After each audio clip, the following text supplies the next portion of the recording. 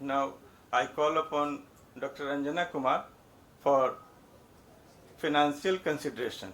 She is a private practitioner at Bihar, Patna, and she has been associated with several other institutes. And now she is having her setup in private practice in a partnership firm.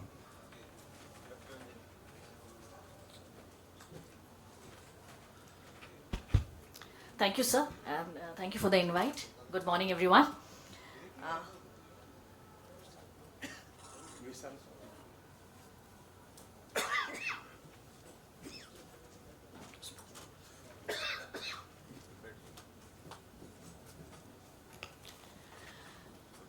The topic that I discussed today is financial considerations and overview. I do not have any financial disclosures to make. Now, if you have taken that leap of faith and decided to take that final plunge into private practice, there are certain facts that you must take into consideration. First, now you are in the business of medicine, and profit and loss should be part of your daily jargon. This is something that we always avoid talking about, profit and loss, but it should be something that you discuss openly. And your financial management will be the ultimate deal breaker whether you succeed in your venture. Now, the fundamental goal of financial management is to have a very comprehensive plan, a thought out plan, which allows you to use your funds intelligently and reduces and minimizes the risk which is involved with your venture and which comes with every venture that you go into. You must have a project, and you must estimate the various costs which are involved and your expense and how you're going to get your revenue, and when you're going to get your revenue, you must have a plan about it. And every detail should be documented and organized. Now, the basic elements of financial planning involves you evaluate what expense there is going to be, you plan your expense, and you control your expense. Now, your expense starts right in the beginning when you rent a space, or you decide that you're going to build a hospital, or you're going to take another running hospital and you want to run that by yourself. Or the ownership, whether you're going to do it solo or you're going to go in a partnership with anyone, whether it is going to be an equity or a debt funding, you're going to go with an absolutely brand new equipment, or you're going to go for hand-me-downs or refurbished ones. You plan your expenditure and then you control your expenses. Now, there are certain spoilers. You must remember that in an ophthalmology practice, your asset requirement, your capital requirement is going to be very high. Then you need some money for controlling your day-to-day expenses, which is besides the loan that you're taking or that corpus that you have. You have to invest in marketing in 2024 onwards. This is going to be a major chunk of your money that you require every month. There are government compliances which are getting stricter day by day. You have to comply to that. There is market competition, especially in tier 1 and tier 2 cities. Every nook and corner is filled up with ophthalmologists who are practicing. So that is something that you take into consideration. And customer loyalty with the number of freebies and the free OPDs that are going on, loyalty is fickle. Then if you are a first generation ophthalmologist, you have a brand to build up. That is something that you have to work on. But please do not be demotivated. What is important, that you have a chance to bring your vision to fruitful and build a team as you want it. And by rough estimates, one can say that it takes almost 3 to 4 years to break even into an investment. But there are practices which have done very well in 6 months to 1 year if you've had a luck and your choices that you've made intelligently. Now, fund generation. The options that you have, finance yourself, you have friends and family who to invest, you can take up a bank loan, or you can invite investors. To rely solely on your savings remains the most hassle-free way of funding. But important to understand that it takes time for a hospital to earn profit. And then you need a corpus as a backup plan, because there are going to be times and moments when you have difficulty in covering your overhead costs and your monthly expenses. Your friends and family can chip in, but they must know that there is financial risk involved, and they should have realistic expectations and not think that they are putting in money and going to get returns immediately. You can have a solo practice when it's your own money, or you can, as sir explained, you can have a partnership or a group investment, and so the burden of finance gets distributed. But each model has its own inherent strengths and weaknesses, as we saw in the previous presentation. Now, post-COVID, private equity investment in healthcare sector has increased. But if somebody invests, unknown person invests for you, you lose a bit of control, total control over your decision-making process. You understand that. If you're very lucky, somebody is going to invest for you right from the beginning. But most of the time, you have to make that effort to build a brand, and then the money can come in. Now, obtaining finance from banks is the easiest way out. You are a sitting duck, and the banks consider you adopters at the least risk borrowers. So you can get finance from a bank. The advantages, of course, they do not interfere how you're going to utilize that money that you're going to take.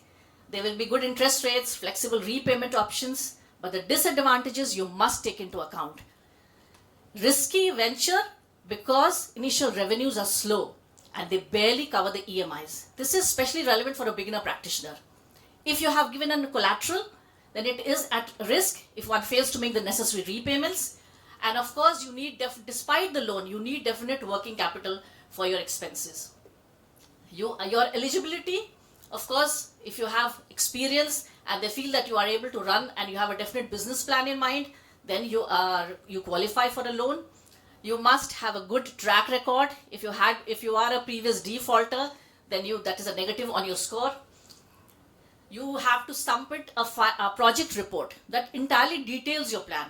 You can get it done from a professional person, or there are a lot of templates available which basically how you're going to plan, what is your expense you're going to be, which equipment you're going to buy, from where your revenue is going to come, why and what is the feasibility, why your center is going to flourish in that particular area, the location that you decide on. So it outlines all that. Just remember, there's about the bank loan that this, other than the interest, there are a lot of processing charges which you have to pay, and which may be non-utilization documentation charges or processing fee. Then moratorium is a term you must understand, that it is a period that you get before your EMI starts. So it ranges from 12 to 18 months, and then the repayment tenure, it is as per your convenience from 8 to 10 years. You can compare the terms and conditions of different lenders and then finalize. Then you can have a term loan with a cash credit, so that there is a monthly corpus from which you can take out money and pay your fixed costs that happens. Always remember that if you default on your EMIs, then you have to pay a penalty, and you are going to have much problem in procuring a next loan. And if you are taking up a private bank loan, then understand that your interest can get reviewed anytime. It's not that if you've taken it at 11%, it's going to stay the same for the entire tenure of your loan, repayment of the loan. You can opt for an MSME registration, which gives you a benefit of having a loan without a collateral and additional incentives, which all these, it's difficult to explain everything within this 10 minutes. Now coming to ground realities, once you have got the funding that you need for your hospital. Now the financial sustainability depends on two things: maximum revenue and cost containment.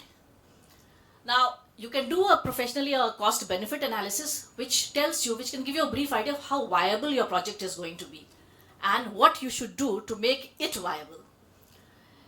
Your main investment, at least in ophthalmology, goes into equipments. Almost 30 to 40% of your money that you are going to put in goes into equipments, and then your rentals, and if you're going to rent or lease out, and your salaries, this accounts for another 10 to 20%.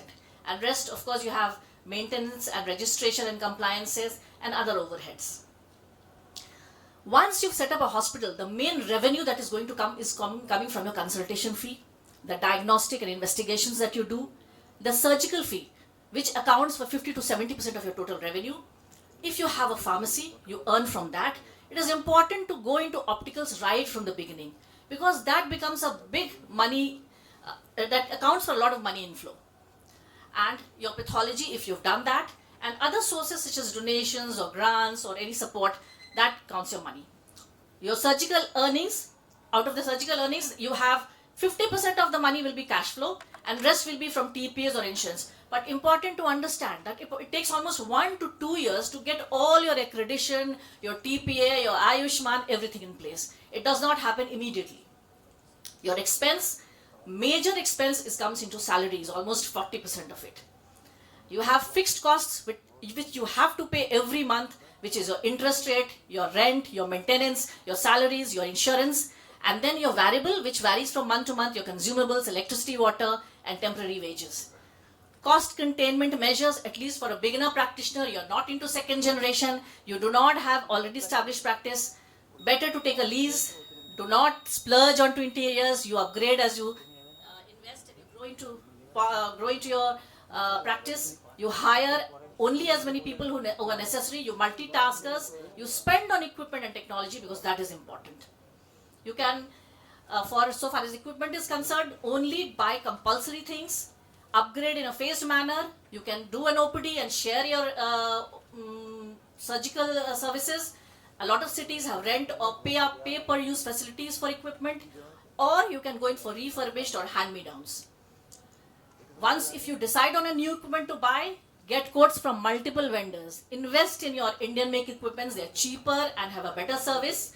Keep your bundling or use practical. Do not get influenced, be aware, but do not get influenced by practices next door. You just bite as much as you can chew. You must take and discuss and take help from your seniors and colleagues and utilize their experience. Regulate expenses on consumables. Club your OTs. Keep monitoring whatever you spend and keep it all documented, and so that you plug loopholes. And you must monitor patient inflows, have proper SOPs, and you have multitasking staff so that your unnecessary expense is regulated. It is 2024, and if you want to start a practice, get your CA on board before you plan a project. It is important to understand your GST, your compliances right from the beginning so that you make the least mistakes. It is something you cannot afford to learn as you go on, because a lot of times once you start buying an equipment and through a loan you have to pay a GST, you'll get an invoice with a GST. It is all white payment and you cannot fudge it once you get into it. So the discounts that you can imagine, that does not happen.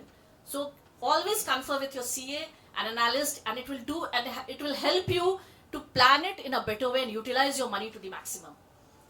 And then you can understand these terms. Everything is very technical and it goes by the book. There are certain terms that you can calculate. If you buy an OCT, you can find out that if this is, I'm going to charge 2,500 rupees for an 28 lakh OCT, how many investigations do I need in a month to break even in say 2 years or 3 years? That is something you can have and understand. You can see whether you are going along track. Return on investment. These things we must be aware of when we are going to start a practice. Maybe if I have demoralized and if I have warned you enough, you must look at the brighter side that healthcare startups have the highest survival rate in the small business industry. But it is important to tread surely but cautiously. Thank you. Very nicely present, Ranjana. Please, sir. Morning, ma'am. Actually, Dr. Sorbitson, ma'am, I want to ask, like right now, a lot of private equity-backed corporate chains, they're not just in the... A lot of private equity-backed corporate chains, they're not just in the metro cities, they are also in the second-tier cities. They're quickly expanding, even acquiring practices. For young ophthalmologists who don't have a background, like family of ophthalmologists want to start on their own, like maybe not now, at least in the next 5 years, as every year exponentially, isn't the opportunity cost of going into private practice, the risk also increasing because the turf is like kind of changing as... Yes, it is changing, but you will never be out of vogue. Right. A private practitioner. It is not possible for a corporate and their practices to cater to the population that needs to be catered to. Group practices are going to be the mode of practice in future, and I would suggest that you do it in a better way because you share your responsibility, you share your expenses, you have all the subspecialties under one roof, and that is the only way you can counter a corporate practitioner. I would never suggest to going for free OPDs to counter them in their own turf. You have to think of out of the box ideas, because I don't think any private practitioner is going for free OPDs. And the kind of practices that they cater to, I don't think that is your cup of tea. Moreover, if you don't go in, you can have only two options. Either you go into a regular job and you have so many hospitals, government hospitals to work for, or you work for somebody else. But beyond a point of time, you are going to question whether this is satisfying your instinct as a practitioner. In that way, if that is going to happen to most of us, there are two kinds of people. So if you have that instinct, you think that I would want to do that, better to start early. Better to start early. Because you have less responsibility at home for your kids and rest of the family, and you can put in more money into it and invest, and you have time to break even. Exactly. Actually, there used to be a term called MRTP, मतलब monopoly क्या बोलते हैं restrictive trade practices. लेकिन अभी जो हो रहा है, they are burning cash. Corporates are burning cash. 99 rupees में OPD चलाता है, और only to root out to destroy the local ecosystem of the doctor, because they know that they will come and they will join them, but still they are giving you opportunity to earn and to save, and they start with big bang. This is one of the great challenge, but it can be taken care of by your idea. So in a nutshell, you have fixed costs for which you need fixed capital, means instrument, fixed cost.